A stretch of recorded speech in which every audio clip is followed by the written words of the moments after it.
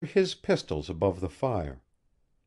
He was killed by one of them out there beside the big rock, in a quarrel with one of his guests over a woman. We think, here, from letters that we have found, that her name was Camille. There is a chest in my room filled with linen that bears her name.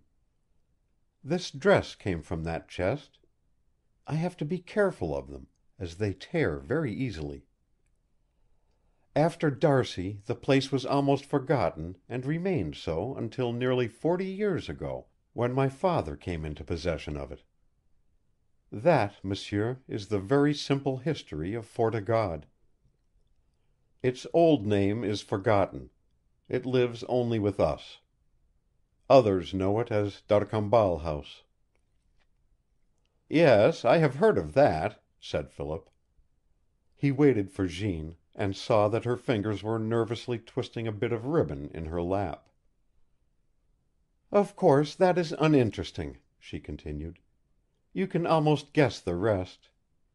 We have lived here alone. Not one of us has ever felt the desire to leave this little world of ours. It is curious, you may scarcely believe what I say, but it is true that we look out upon your big world and laugh at it and dislike it. I guess that I have been taught to hate it, since I can remember." There was a little tremble in Jeanne's voice, an instant's quivering of her chin. Philip looked from her face into the fire, and stared hard, choking back words which were ready to burst from his lips. In place of them he said, with a touch of bitterness in his voice: "And I have grown to hate my world, Jeanne. It has compelled me to hate it. That is why I spoke to you that night on the cliff at Churchill." "I have sometimes thought that I have been very wrong," said the girl. "I have never seen this other world.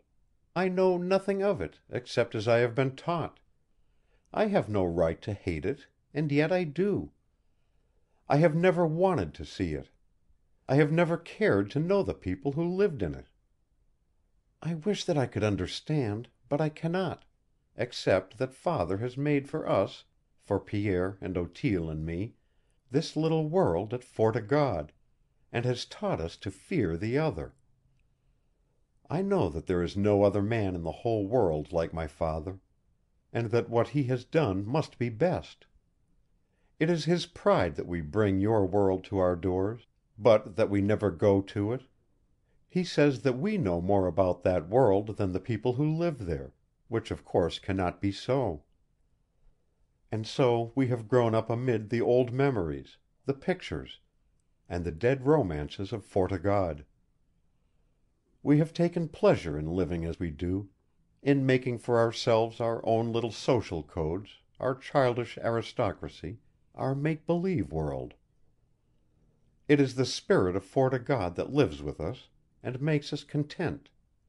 The shadow, faces of men and women who once filled these rooms with life and pleasure, and whose memory seems to have passed into our keeping alone. I know them all, many of their names, all of their faces. I have a daguerreotype of Camille Poitier, and she must have been very beautiful. There are the tiniest slippers in the world in her chest, and ribbons like those which are tied about the pistols. There is a painting of D'Arcy in your room. It is the picture next to the one that has its face turned to the wall." She rose to her feet, and Philip stood beside her. There was a mist in her eyes as she held out her hand to him. I would like to have you see that picture," she whispered. Philip could not speak. He held the hand Jeanne had given him as they passed through the long, dimly lighted halls.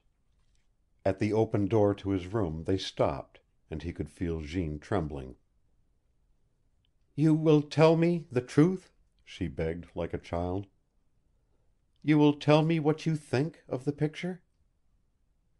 "Yes." She went in ahead of him, and turned the frame so that the face of the picture smiled down upon them in all of its luring loveliness.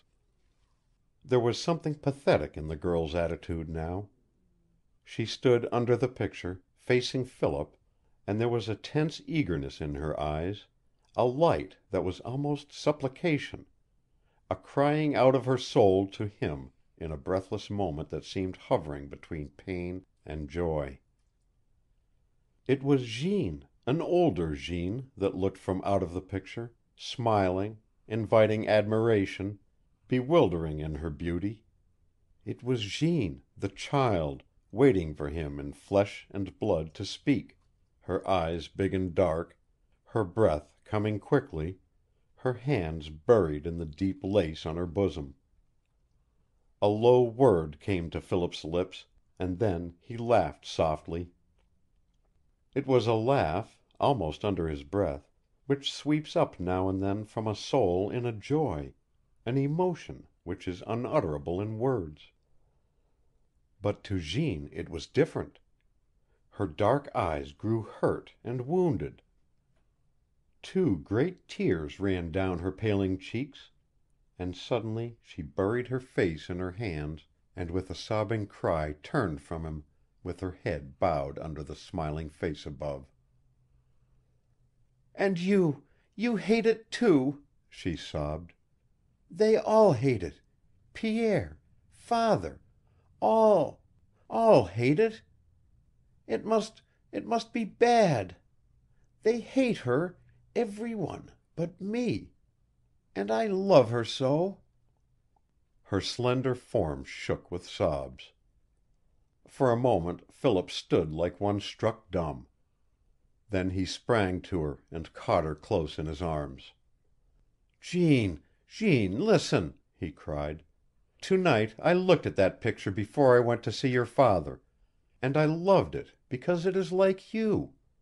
Jeanne, my darling, I love you. I love you." She was panting against his breast. He covered her face with kisses.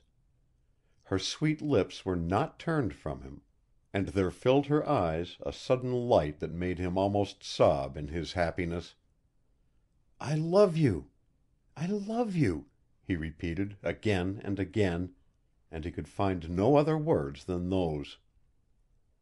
For an instant her arms clung about his shoulders, and then, suddenly, they strained against him, and she tore herself free, and with a cry so pathetic that it seemed as though her heart had broken in that moment, she fled from him and out of the room.